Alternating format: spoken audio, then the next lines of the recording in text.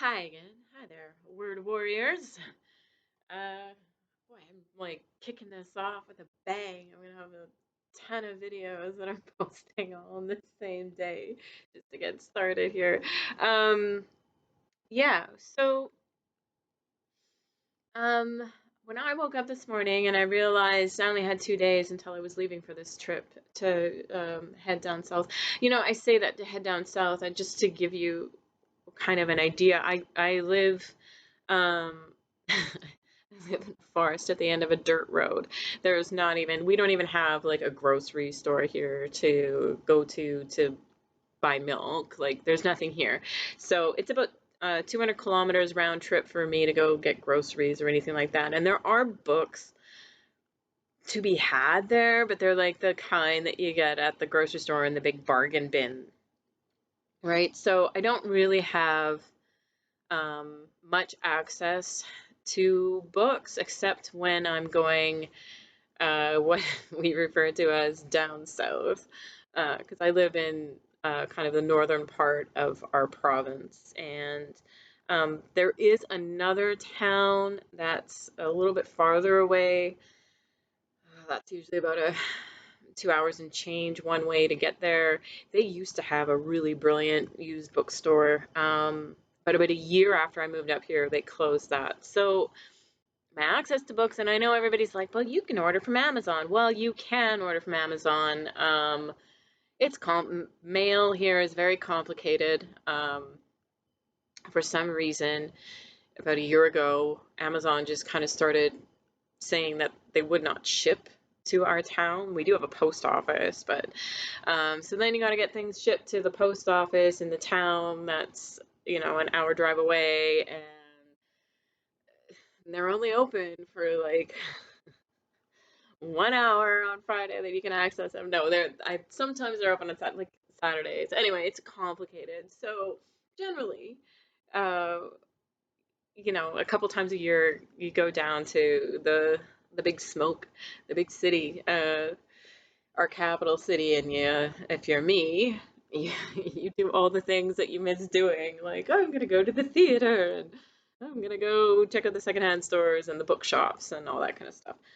So when I say I'm going down south, that's what I mean. I have a trip coming up, and I needed to get this done so I could bring this box of books. If you go back a couple of videos, I was talking to today's my big cull day, and I've got all this stuff going on.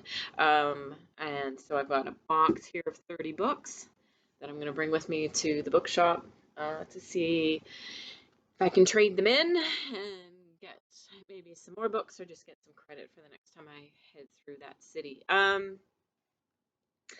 That being said, so I woke up this morning and I was like, oh yeah, okay, that's the thing. That's my must do today. And I'm a pretty slow to wake up in the mornings, and I was kind of lolling about uh, on BookTube, and I came across Books and Layla, I believe is what it's called, and she has a whole segment. I loved it. It's like a year of her uh, doing an unhaul. So it's just her sorting through past posts when she talked about all the books she bought, and then because it's been a year or maybe two, I can't quite remember, she goes back to see if she's read them, and if she hasn't read them, she pulls the ones she hasn't read and decides she has to read them that month, or else she has to give them away. I think she gets one save or something. So I'm kind of stealing that idea from her. I thought, what a brilliant plan. So I pulled 30 books that I know either I started them and DNF'd them, and I know I'm not going to read them, or books that I'm just like, no. I think at the time when was came across the book, I thought that, yeah, I would be totally into that, but I'm a different person now, and we've grown apart, and you must leave, whatever.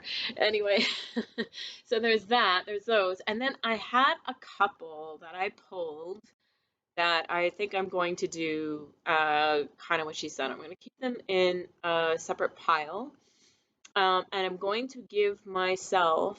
I actually have a couple of trips this year that I have to make down south. So one of them is coming up this week. I have another one in about a month, and then I have another one kind of at the beginning of the new year. So I think I'm going to give myself till the beginning of the new year to finish these books, or to at least start them and see, do I want them? Do I not want them? Like, what's the deal? So these are those books. This one is called Cavalier and Clay, a novel of the amazing adventures of Cavalier and Clay, pardon me. And it's by Michael, I'm not sure if it's Chabon, or I'm sure I'm pronouncing it wrong. That's the only thing I'm sure of. Anyway, apparently it won a Pulitzer Prize. Pulitzer Prize?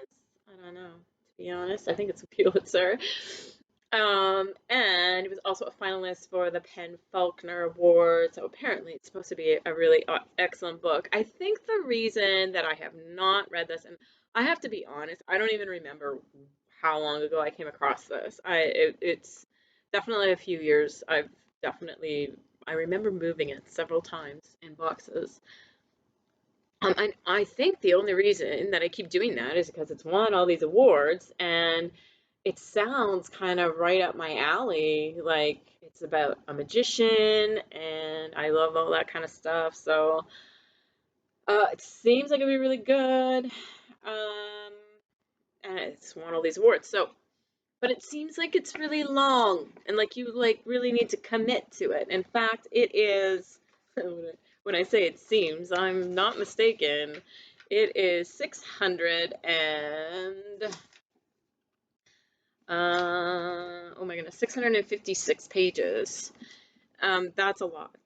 I'm not ashamed to say I do have ADD, and you gotta be writing a really good book for me to like stick with it for 656 pages. So it's gonna have to have a lot of really, like, it's gonna have to have awesome characters and a great plot and be really well written. Like, there's a lot it's gonna have, and it's daunting to me. Like, that's a lot of pages and a lot of time. And I often feel like when I see books this thick, well, I could get through, 200-300 page books and get those off my list instead. So anyway, that's the first one that I'm going to put on my must read before February, or it has to go. It just has to get out of my bookshelf. Let's see, what's another one? Oh, see, this one is so interesting to me. This one's it's called Consumption by Kevin Patterson. So this has a local interest kind of thing going on. It's basically about it says it's an epic novel that evokes the modern contradictions of the far north: walrus meat and convenience foods, 24-hour satellite TV, and the midnight sun. Um, anyway, I'm interested to read it mostly because I live up north, and I've had a lot of experiences up north, and I love it here, and I'm interested and curious to see what this is about. So that's going on my pile. Must read by February. If I haven't, I gotta get rid of it. Another one.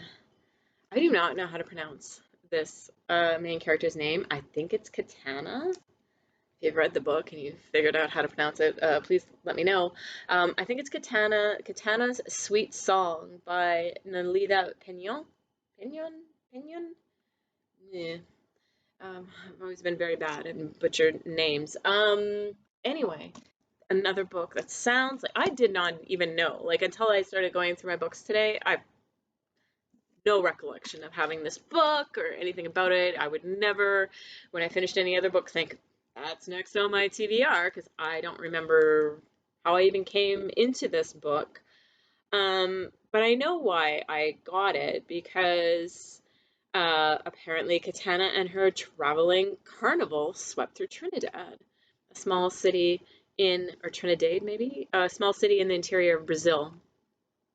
So, like, immediately, as I've mentioned in other videos, I'm super into like circuses and carnivals and magicians and all that kind of stuff. I'm very interested in it, so I can see why I bought this. Again, it's a hardcover. I kind of actually have a new rule about hardcovers in that I avoid buying them just because they're heavy to move, quite frankly. But also sometimes, if it's secondhand or something, I'll do it. This book is for only 402 pages, looks like. So that's kind of it's for me. It's on kind of the upper end of my my attention span, but it could be if it's really well written. That could be a real keeper. But I've got till February to find out. And then one more that I mean, I've started this book for years. I have just forgotten what it was really about. The Seven Ordeals of Count Cagliostro. The many lives of the greatest adventurer of the 18th century. Like the minute you say adventurer, I'm in full on. But yeah, I mean, it's not a book that once I bought it, I completely forgot I had, I guess. So it sounds like this is not a novel. This is a non-fiction book, as far as I know. Yeah, it looks like it. So, and it was only $1 wherever I got this from. But it seems like it's like super interesting. He's apparently a magician, a magician, or a murderer, or a mystic. Or is he just a vile seducer? Perhaps he's an evil genius. That's literally like what the subheadings are on the inside of the book. So anyway, another one that seems like it could be really interesting. But again, I have till February, and it's kind of like books for Layla. I think she says something like, clearly, if I've given myself this much time and I haven't prioritized it, it's probably not going to happen. It's kind of like when you clean your closet, in the new year, they always say, oh, if you want to like sort through your clothes, you should put all your hangers one way, and then if you haven't changed them in 6 months, if they're like if you wear something, then you're supposed to change the way you are hanging it. And yeah, so, and if you haven't done that, then you should get rid of it. So I guess that's sort of what this is like. So these are going to go, I don't generally do, like, all my books are TBR books, if I'm going to be perfectly honest about it.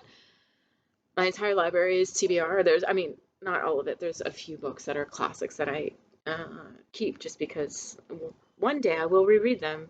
I know I generally reread one book a year is about what it's working out to these days.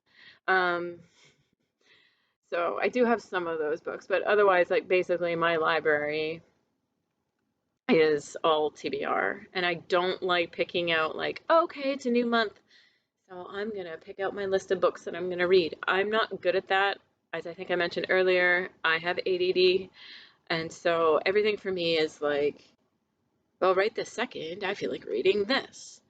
And so sometimes I end up reading, I usually am reading two things at once. I'll usually have a fiction and a nonfiction going at the same time. That tends to be what works best for me, just because if I don't do that, I do tend to just suddenly have 10 books on the go and I'm not really getting anything read. So if I keep one fiction and one nonfiction, then I can just ask myself, well, so what do you feel like reading today, fiction or nonfiction? And then at least that kind of keeps me on track a little bit. But yeah, if I plan ahead, I find I don't stick to the plan, and then I don't feel like I've accomplished anything at the end of the month. Like I might read 10 books, but they weren't on my TBR list, so then I feel like I didn't do a good job or something. So I just tend to avoid that. So anyway, but these are the books. I'm gonna kind of keep them nearby instead of reshelving them. I think I'll put them maybe in my group in the bedroom. Anyway, that's I'll keep them nearby, and hopefully I will have gotten through them by February. And if not, then I guess they get sacrificed back out. I will set them free back out into the book world again. Yeah. So that's it from Every Book and Cranny for now.